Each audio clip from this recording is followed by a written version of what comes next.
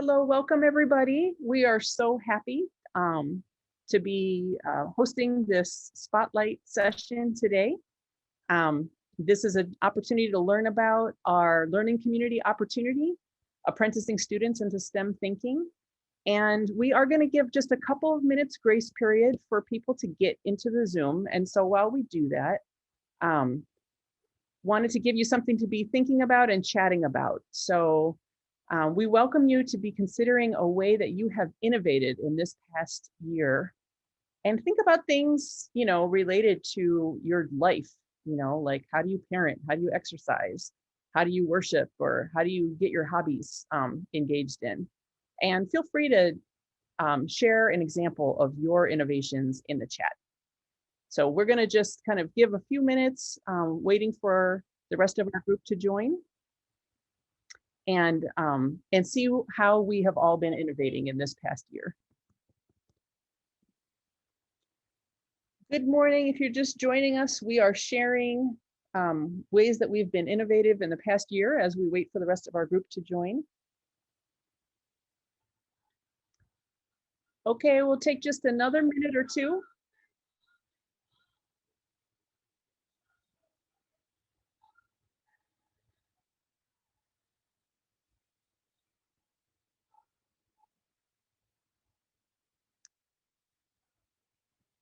Okay. Thank you so much, everybody, sharing your wonderful innovations. And welcome to our session. And we know people will be continuing to join, but we also are sensitive to the time. So we want to go ahead and get started.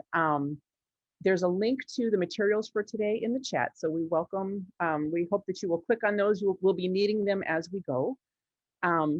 But first, let's just introduce ourselves and get started. So I'm Nika Hogan, and I have the great privilege of working for 3CSN, designing and facilitating professional learning for California community colleges. And I am co-PI on the grant project that's funding our learning community with Emily Magruder.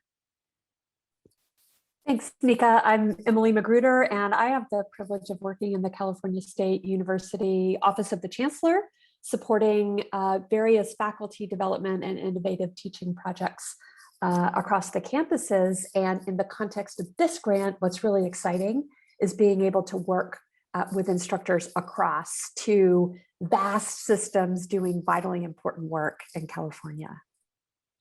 Thank you so much. So what Emily and I want to do is just, rather than us try to answer this question, how do we empower students to persist in STEM fields? We're going to hand the session over to our STEM faculty leads of the learning community. And in today's session, you can expect to sort of meet the people, the thought leaders who are facilitating and developing this learning community, and also get a taste of what the learning community will feel like. And you can see if it's your cup of tea. So without further ado, I will go ahead and hand it over. Oh, hi, all. I'm Teresa Martin, and I teach biology at the College of San Mateo, and I'm one of the co-facilitators of the program or the project.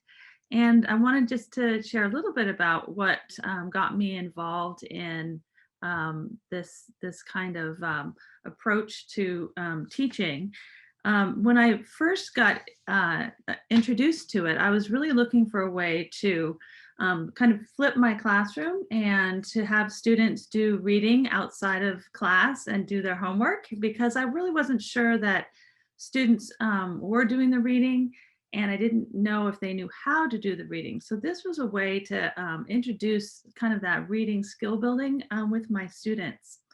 And as I started to learn more about this idea of reading apprenticeship, I really started to see that students got a sense of safety by how we sort of structured the program. And that sense of safety gave people who wouldn't normally speak out in class the chance to speak out. And so that started me thinking about kind of the equity value that this reading apprenticeship program provided. And then also it really served as letting me see what the students were thinking about the reading and the other materials of the class, and about the disciplinary language as well. So I realized that I could start to develop curriculum that would address their needs more accurately. So as an instructor, I wanted to support students' learning. I wanted to enact equitable practices and involve more of my students in class, and then to start to develop curriculum that would more accurately, address the issues and the problems in understanding where they were.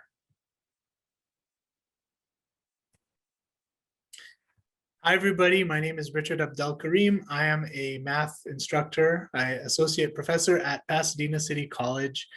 And a little bit about what got me into this work with Reading Apprenticeship is I wanted to go beyond just telling students, read this section before you come to class, because I think it's important for us as disciplinary experts, as experts of readers, specifically in our discipline, that we guide students into that process of reading more effectively within our discipline. And by doing that, we help create more self-sufficient learners. So we're offering a good combination of support and challenge to our students, and it's grounded in the text. And we all know that texts are not perfect, but that's part of life, and that's part of helping students become more self-sufficient, is giving students the space to grapple with difficult texts. And also just, the fact that we're all in STEM, it's good to keep in mind that different things there are different things we can view as texts, right? We engage with so many things besides blocks of words. We engage with graphs and charts and tables and diagrams, and even, now nowadays videos and such. So expanding the ways in which we help students become more self-sufficient learners and grounding that in text, whatever we consider text, that is what has drawn me to this work and what I continue to develop in my own practice as an educator. So what do the learners need in order to become more self-sufficient? They have to have their prior knowledge engaged. And that has to do with guiding them into the reading that they're going to be doing, giving them strategies or helping them find appropriate strategies for themselves to engage effectively with the text. And that's related to the framework of Reading Apprenticeship. So they're organizing their knowledge within the context of the conceptual framework that we are going to be engaged in as professional learners.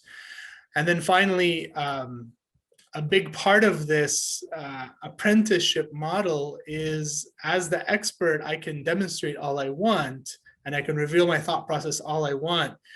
But the other piece of it is giving students that space to expose their thinking and to have those different thought processes, student to student, student to instructor, do what's called a metacognitive conversation, so that students are taking a metacognitive approach to their own learning.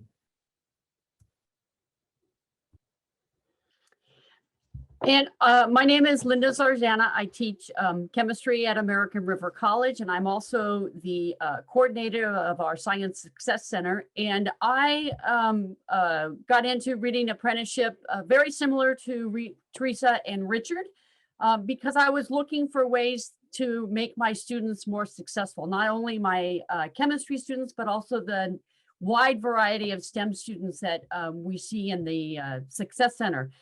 And so we became very aware in the Success Center that we needed to approach reading differently, that the textbooks are a very important tool for students to be able to understand. And as Richard pointed out, the text isn't just written words, it's everything, any kind of audio media stuff, including videos these days. And so one of the parts that came up in both my chem class and in my the Science Success Center is that there is this language that we use as content experts, that we are there for insiders and our students are outsiders. And until they become adept at that language that we use within our discipline. And that language use includes, how do we read text? How do we interpret graphs? How do we interpret diagrams? Then the students really continue to feel as outsiders. And so the various strategies and routines that the Reading Apprenticeship program has introduced, and what we have going in this Reading Apprenticeship STEM program, are to help facilitate students becoming conversant with the language of the discipline. And that discipline is STEM, but they realize that the strategies and the routines that we do use within our program are very transferable to other content areas. Hi, my name is Erica Subert. I am teach biology over at College of the Canyons, primarily microbiology. And the reason why I got into this work is very similar to everything Teresa and Richard and Linda said. So I'm not gonna repeat those items, but it was also, I wanted my students to see the fun that there is in STEM. So, you know, I don't need them to love microbiology. I get it. The majority of the students who pass through my door think that they're are attempting to go into nursing.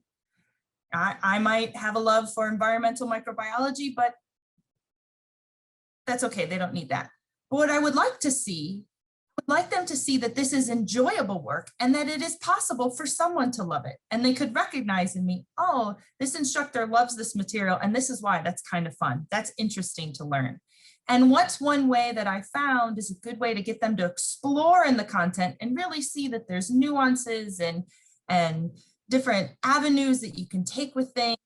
And that's using the Reading Apprenticeship framework that you see on the screen. And so this is the concept that our metacognitive conversations are influenced by these different dimensions. There's the social dimension, so interacting with their classmates, interacting with the instructor, the personal dimension, interacting with their own thoughts, their own prior experiences, their own feelings, the knowledge building dimension. You know, this is where they're actually learning certain objectives for the course. And then the cognitive dimension, being able to put it all together in a bigger picture and understanding the context, right? So we all see the jokes on the internet that the mitochondria is the powerhouse of the cell and that's the only thing they learned in biology class.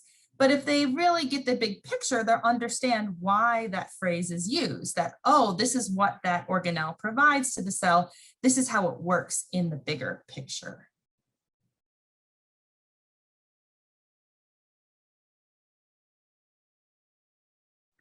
Okay, so we are going to show you or demonstrate a practice that the Reading Apprenticeship framework might include as a routine that would happen. And so we're going to inquire into our own reading practice and look at the evidence from our own reading processes so that we can begin to answer the question, how do people read and make sense of text? And so in the materials, there is a link to a reading that we are going to do, and I'm going to put it in the chat as well. And so it's an OpenStax link to a text from economics or business text. And so what we want you to do is just read silently as you normally would when you want to understand something.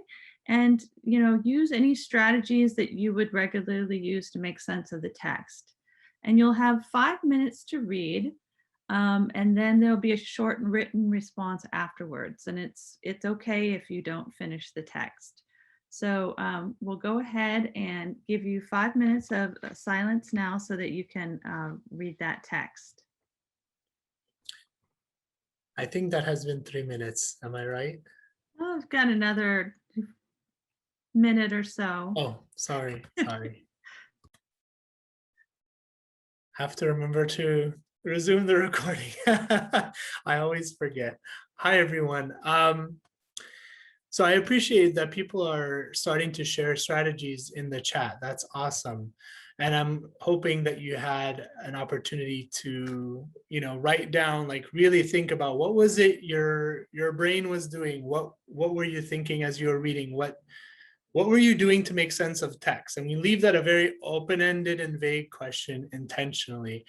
And in case you haven't gotten the sense yet, we're just to let you know what we're doing right now is we're trying to give you a flavor of how we will typically run sessions when, if you end up getting involved in this program that we are talking about today. So I wanted to, now that you've had a chance to read and do a little bit of reflective writing, you're going to go into breakout rooms.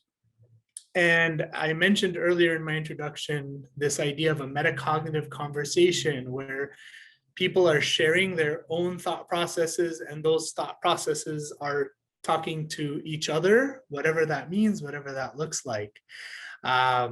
So we want you to focus on, yeah, you can just put it in the chat. Thank you. I was going to paste it into the chat. So there's 3 things we want you to focus on as you discuss the process in breakout rooms. What did you do? Where did you do it? And how did it help you make sense of the text? So are there any clarifying questions before we have you go into the breakout rooms? And you'll have about 7 minutes to talk to each other. Describe how you made sense of it. Focus as much as you can on process rather than on content. Okay, okay, great. I'm seeing additional things being shared in chat. That's awesome. Hopefully those things will spark additional conversations when you do get put into breakout rooms. But one last check, are there any clarification questions on what you'll be doing? Okay, so go ahead and discuss with each other. And anyone's face shows up, and people had a chance to run to the bathroom, run and grab some more coffee, whatever. Okay, so as everyone drinks their coffee, I love it. So what we're going to do is a real quick debrief.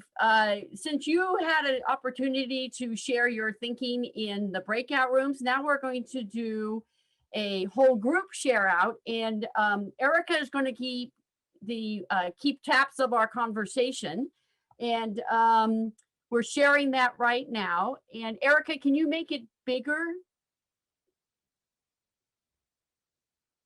There we go. So those of us with more mature eyes have an easier chance of reading. So we asked you to share in the breakout room, what is it that you did to make sense? What is it, where did you do it? And how did that strategy help you? And as Erica has already captured some of the conversations that were happening in chat, people were going back and rereading. Some people were taking note of various specific definitions. Some people had to read a short part and try to make sense of it before they moved on. Other people said, you know what, I'm going to skim the whole thing to get an overall view of what's happening, collecting terms and phrases used, and then go back and try to answer questions they had about the phrases in specific terms. A lot of times students need to read something out loud. Sometimes it works better to hear your voice speaking as opposed to just reading it to yourself. Sometimes this is a very interesting text. I know nothing about accounting other than balancing my checkbook. And so when I went in and looked at this diagram, I saw all sorts of terms I had no idea. So yeah, very confused.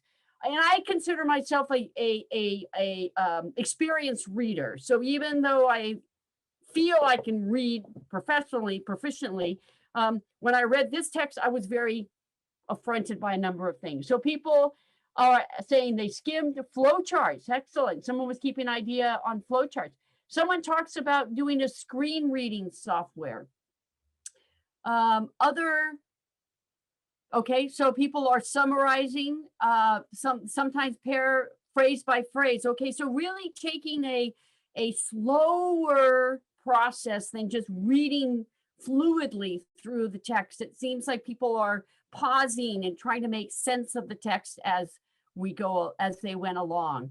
Flowcharts, summarizing the whole deal. Other people you can respond either in chat or you can respond by raising your hand.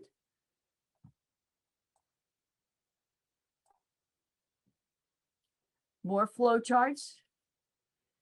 What did you see your partner do? What did your partner do in making sense of the text?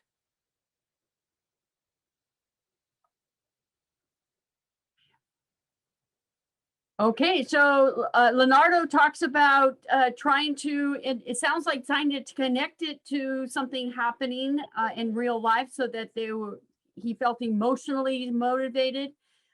He really wanted to get a hook. It sounds like he wanted to get a hook into the text that will allow him to dive deeper into understanding. Okay, Marvin did an outline format. Oh, I like that. Marvin mentions that some technique that people did other ways where he went back and forth. He didn't just read from top to bottom. It sounds like Marvin went back and forth. And someone else mentioned that also. Any other strategies that you or your partner did? Nika is asking about an emotional rejection of the text, as opposed to Leonardo trying to emotionally figure out a hook into the text. Okay, Lana says no, she didn't want to read it. Unknown domain, yeah. So think about your own students reading your text. How do you think your students would approach your own discipline, your own course text in reading? Some people are working backwards.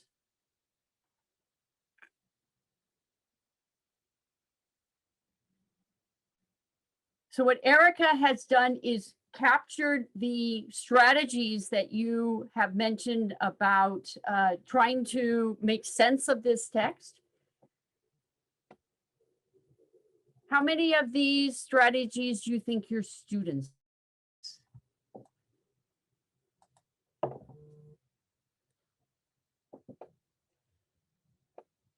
Nika evolved my question. There we go. Oh, Kelly mentions that her students do not read the text at all. Videos are the new textbook. So here's an example of when text means more than just the written word. I think, Kelly, that you talk about videos are the new textbook. I think that happens in my discipline, chemistry, also. I have students going to Khan Academy all the time.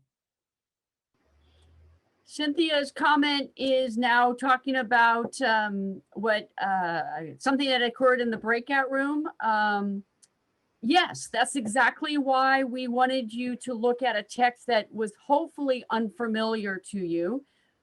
We wanted you to experience that discomfort that students are faced with when they encounter your own text and your desire for them to read the text.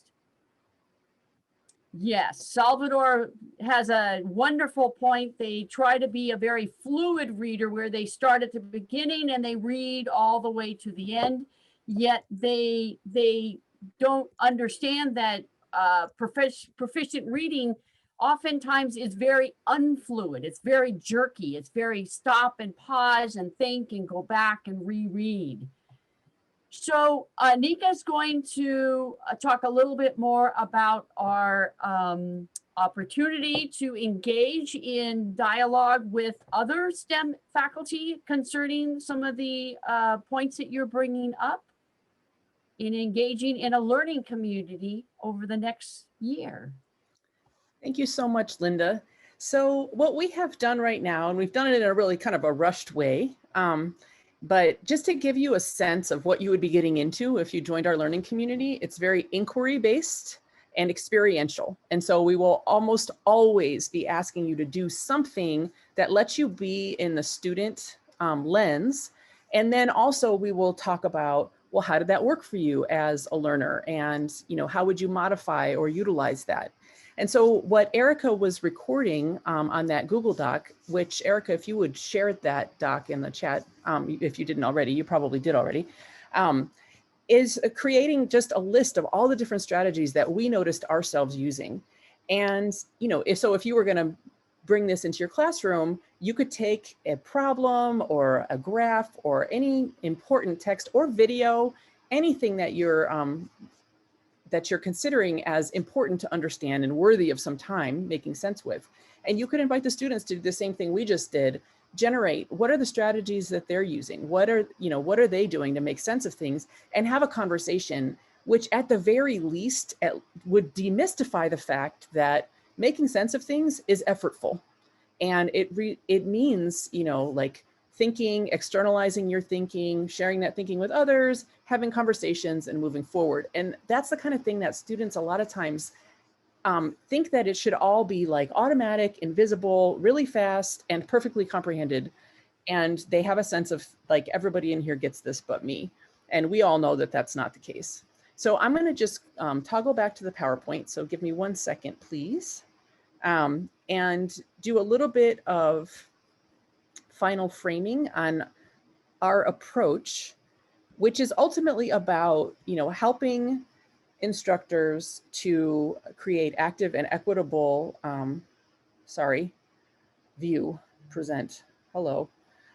active and equitable learning environments. And we just use this framework because we think that it helps. And so we use this reading apprenticeship framework because, let me go back again. It helps us focus on problem solving, modeling for students how we solve problems, and also getting them to practice. And if they would practice and actually show what they're doing, then instructors have more information to tailor the instruction. Also, in students, if you can just get them talking and bringing what they know and who they are into the classroom and into the situation, that's going to foster that sense of belonging, and that's going to help them feel like, you know, this is a space where they can invest themselves and stay. And then finally, you know, we need to help. We don't do ourselves any favors in higher ed in general when we are so immersed in our community, our small community of our discipline. We really struggle to explain to folks what the heck we're doing and why it's important and why it's worthy of time and money in higher education. And so we can get a lot better at helping each other kind of unpack and re-see and tell others, this is what we're doing. In this discipline, this is how we ask questions, and this is why we do it this way. And when we want to find answers, this is how we go about doing that. So it's kind of like a way for us to preserve in the 21st century what we do and why we do it and how it's important, but also bring it up to date and keep it alive by having the students bring their voices and who they are into it. So we who lead this program, we really feel like this reading apprenticeship framework helps us with this. It helps us stay focused on what we know about how learning works. We've got plentiful research and we know, so we want to use those practices when we design learning experiences. And we know a lot about how to be more equitable and culturally relevant. So when we use this framework, it helps us stay focused on that. And then it helps us also focus on, you know, a lot of it's about getting the students talking, but what are they talking about? So as the other facilitators have all said, when we say text, we mean it so broadly because we're not huge proponents of textbooks necessarily. A lot of textbooks are so deadly that even the instructor doesn't want to read it. So that's just kind of like there, like here, this is like a prop. Like you've got a backpack, you've got a textbook, you've got pencils. Maybe you don't even need those things anymore. Maybe you just need an iPad and a stylus, you know? So how do we like really think about, take control, don't let the textbook publisher tell us how the class is going to go, but we know from our expertise how the class is going to go. And so we decide what the students are spending their time making sense on. So, and we can make sure that those things are open educational resources, and that we can share our work with others. So the opportunity that we're here to share is this learning community. It is 10 months. It starts in July.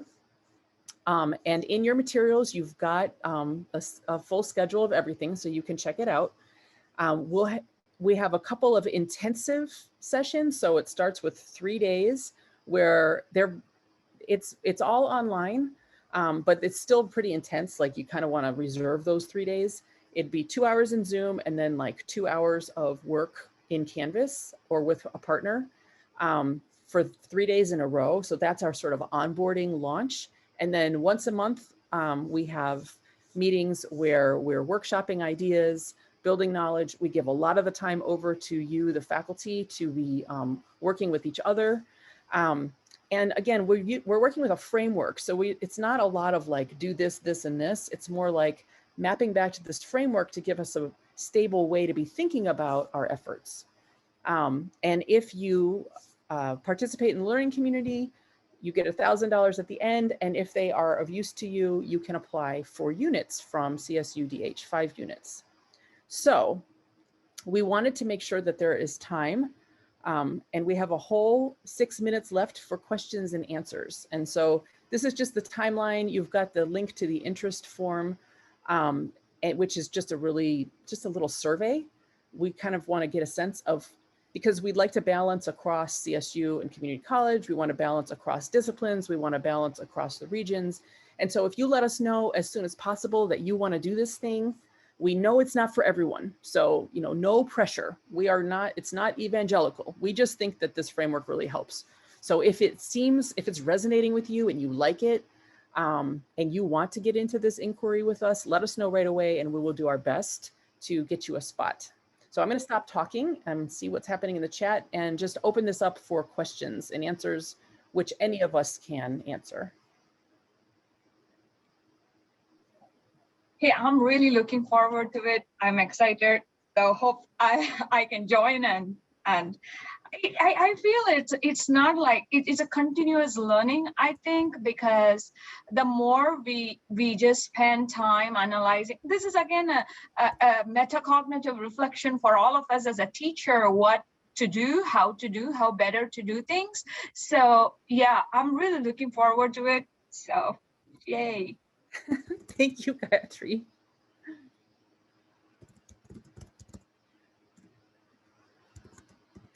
Are there other questions? We welcome you to put them in the chat or, and actually I'm going to stop sharing so that we can kind of see better, if that's cool. There's nothing super helpful in the slide, I think. Nika, did you see we have a question from Cynthia about whether what happens when the live sessions conflict with teaching? We have 2 tracks. Yes, exactly. Thank you. Yeah, we've got 2 tracks, and this year, this is the second year of our learning community, and this year we had 3 tracks. And so a lot of times if people had conflicts come up, they were able to pop into another and say, oh shoot, I can't do it this Thursday at 3, but I can do it tomorrow at noon. So we were able to do that, and it's a really nice flow across, but we do give you all the dates and times in advance, hoping that you can clear, that you'll be able to do it. We know that this is tough because we're asking you right now, and then you don't have your schedule yet. So, we get it. We are all teachers, so we get it, so that's, at least there's that, but we are hoping that you'll be able to make it to the synchronous times, because we record, but it's not the same, of course, as we all know, again, because we're teachers, so we know, we know what we're talking about.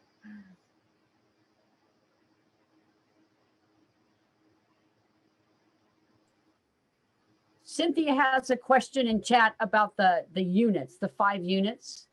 Yes, thank you so much for your question. So these are post-baccalaureate level units from the extended ed department at CSU Dominguez Hills. And that's 3CSN has a relationship with Dominguez Hills. And so it really just depends. For some people, those units are really valuable because they help you move across the pay scale on your campus. That's true in a lot of community colleges. For others, that's not the situation. Like if you're a CSU instructor, that's probably not the same. You don't need that. You probably just need like a letter or a certificate detailing what you did for your RPT file. But for community college faculty, those can be of value. So those are like a separate cost, $100 a unit. And it's just an option that we're very pleased to be able to offer because it does help some people incentivize the time because it's a greater investment in getting to a higher pay level. And also sometimes for contingent faculty, they just want that sort of record of what they did, that more official record, but it's totally optional.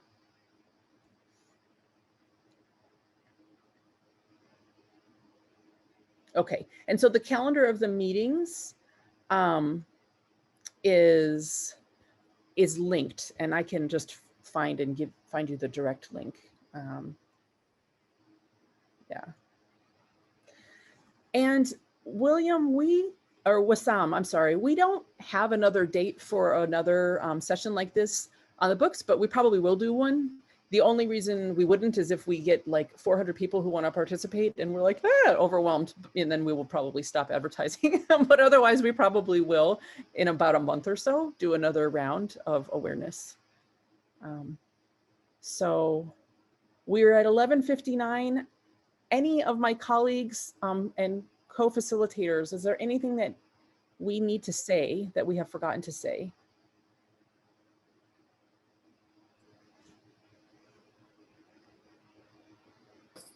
I just put the link to the description of the program in the chat.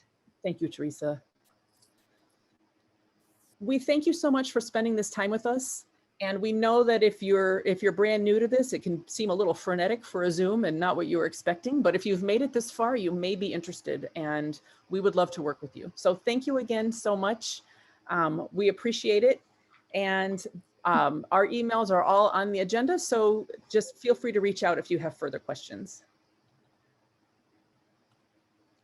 Thank you, everybody. Thank you.